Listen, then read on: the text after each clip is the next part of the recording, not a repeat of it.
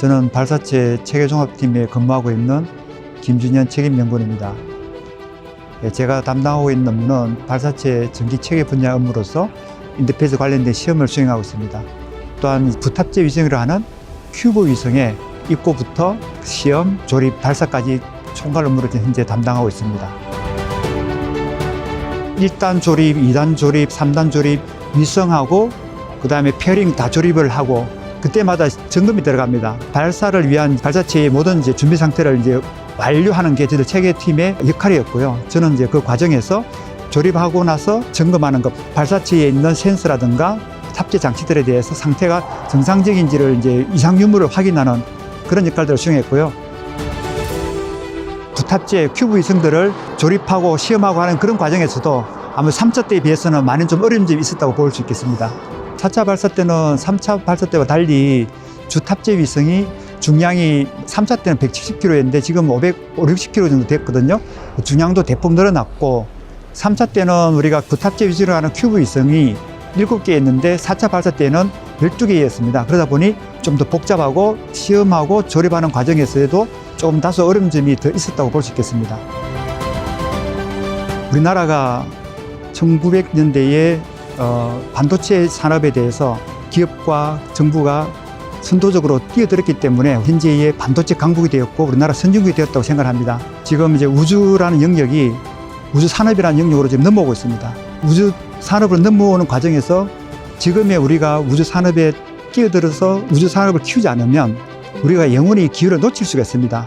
우주 산업의 기회를 계속 가지고 가기 위해서는 가장 중요한 게 누리호 반복 발사가 필요합니다. 누리호 반복 발사를 통해서 우주 생태계가 조성이 되고 우리 우주 기술이 한 단계 더 높일 수 있는 그런 기회가 마련되기도 하고요.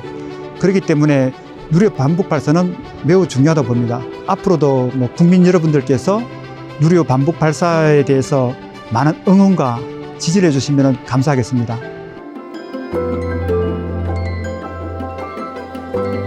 저는 발사체 체계종합팀의 이창배라고 하고요.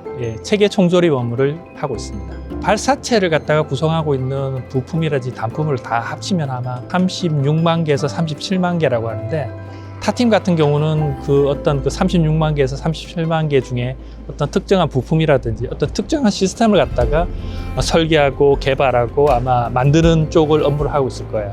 근데 저희는 그런 단품들이라든지 특정 시스템을 갖다가 다 모아서 하나의 발사체라는 큰 시스템을 갖다가 만드는 설계, 조립, 시험 업무를 그리고 최종적으로 발사하는 업무를 하고 있고요. 또한 그런 업무 자체를 뒷받침할 수 있는 시스템을 갖다가 만들고 구현하는 것 자체를 하고 있는 팀입니다. 1차, 2차, 3차에 비해서 4차 발사, 또 5차 발사, 6차 발사를 통해서 저희들이 이루려는 거, 저희들이 가지고 있는 누리호 자체의 기술 이전을 통해서 민간 쪽의 어떤 우주 산업 생태계를 갖다가 구성하고 만들려는 그런 목적이 강해요. 그게 사옥의 처음이지 않을까 그런 생각이 들어요. 발사 운영자는 저희가 주관을 했지만 그리고 이게 단조립 같은 경우는 하나에어로스페이스 쪽에서 실제적으로 주관을 해서 진행을 하셨다. 물론 그 과정 중에 여러 가지 기술적 지원이라든지 서포트라든지 이런 부분들은 저희들이 했습니다만 만들었고 성공을 했단 말이에요. 그래서 저는 어떻게 보면 그런 큰 목적의 첫 단추를 갖다가 제일 잘 잡는 게 이번 4차 발사 성공에 가장 큰 의의가 되지 않을까 그렇게 생각합니다. 지금 하고 있는 게 고도화 사업인데 그 외에 저희들이 재사용 발사체를 위한 차세대 발사체 개발 사업이 동시에 지금 진행 중에 있습니다. 이 고도화 사업 자체에 이어서 아마 차세대 발사체 같은 경우는 저희들이 지금까지 해보지 않은 여러 가지 기술적 난점도 아마 극복해야 될 상황도 아마 많을 것 같아요. 근데 저희들이 지금까지 나로, 누리호 어떤 사업을 하더라도 기술적 문제가 없었던 적은 없습니다. 항상 뭔가를 넘어야 되는 부분이 있었고 향후 차세대 발사체도 재사용이라든지 여러 가지 부분이 있지만 잘 극복하지 않을까 더욱더 열심히 해서 차세대 발사체도 성공할 수 있는 그런 구조를 어떻게 찾아보도록 하겠습니다.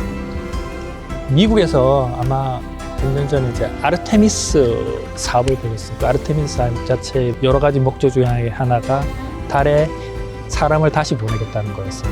그 당시 이제 모든 엔지니어들이 생각하고 또 뭐 전문가들이 생각했을 때 70년대 아폴로 계획을 통해서 이미 보냈던 거 아르테미스는 쉽게 보내겠네, 그런 생각을 했었거든요. 근데 그게 쉽지가 않았어요. 그러니까 저는 개인적으로 어떻게 생각하냐면 70년대에 만들었던 그 기술 자체가 결국 이제 거기를 주도했던 엔지니어들이 이제 은퇴를 하고 결국 남은 것들은 이제 다큐멘터겠죠, 문서. 그걸 보고 이제 그걸 바탕으로 해서 이제 새로운 사람이 와서 그 작업을 이어갔던 것 같아요. 그러니까 한번 우주 개발이라는 이런 것 자체는 연속성이 없고 중간에 한번 끊기게 되면 다시 돌아왔을 때 저희들이 지불해야 될 비용 자체는 굉장히 큽니다. 누리호 지속 발사도 저희가 지금 이런 식으로 계속 기속 발사를 함으로써 어떻게 보면 항우연 자체의 어떤 연구 역량 자체도 늘려가는 부분도 있고요. 또한 지금은 항우연 멤버만으로 할 수 있는 환경이 아니거든요. 저희들이 만든 발사체 자체에 관여하는 사람들도 많아지고 커지기 때문에 그런 사람들의 어떤 트레이닝 할 수 있는 기회도 줘야 되는 부분입니다. 그래서 민간 활용 자체를 위한 지속적인 어떤 우주 환경 산업 자체에 대한 것도 의미가 있지만 어떻게 보면 대한민국의 어떤 우주 항공에 대한 어떤 능력 자체를 갖다가 유지할 수 있는 최소한의 이런 방안 자체가 그 누리호 지속 발사가 아닐까, 저는 그렇게 생각하고 있습니다. 안녕하십니까. 이번 발사체 체계종합팀에 12월에 입사하게 된 이준수라고 합니다.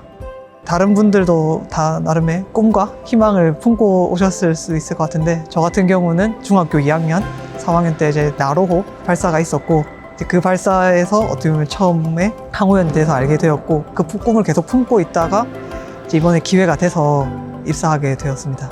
본원에 있을 때는 솔직히 인상 깊게 느꼈던 거는 사실 그렇게 크게는 없지만, 이번엔 고흥에 내려오면서 발사대도 직접 한번 가보고, 그 다음에 이번에 좀 조립하는 과정을 보면서 이 굉장히 큰 스케일을 보게 되면서 저는 좀 되게 그게 인상 깊었다고 생각이 들고요. 연구하면서는 이렇게 수미터 되는 크기의 어떤 대상체를 이제 연구하지는 않기 때문에 그런 부분이 되게 인상 깊게 다가옵니다. 저 같은 경우는 두 가지 측면에서 느끼게 되는데, 일단 문제 해결 능력 봤을 때 이제 여러 가지 아이디어를 내시는 거를 보면은 어떻게든 문제를 해결하려고 하시는 그런 태도가 전 되게 배울 점이 많다고 생각이 들고요. 그다음 두 번째는 다른 업체분들과도 함께 일을 하고 있는데, 이제 그분들의 이제 고충을 잘 들어주면서 어떻게든 잘 풀어나가려고 하시는 그러한 커뮤니케이션 능력을 좀 많이 배우고 있습니다. 아마 지금 5차 발사까지는 총조립 절차를 이제 숙지하는 데 조금 더 초점을 둘 것 같고요. 아마 차세대 발사체를 하게 될 때 총조립 업무에서 뭐 하나의 축이 되지 않을까 싶습니다. 단기적인 목표 같은 경우는 내부에 있는 문서 중에서 정제되면서 나중에 누군가가 보더라도 의미 있는 어떤 그런 문서를 하나 만드는 게 단기적인 목표이고, 장기적인 목표로 봤을 때는 차세대 발사체를 넘어서 뭐 유인 우주선, 화성 탐사선 것 같은 발사체의 큰 축이 하나 되고 싶습니다. 나로 퀴즈로서 항우연에 입사했고, 대한민국 발사체에 이바지하여 우주 강국에 큰 발자취를 남기도록 하겠습니다. 대한민국 파이팅!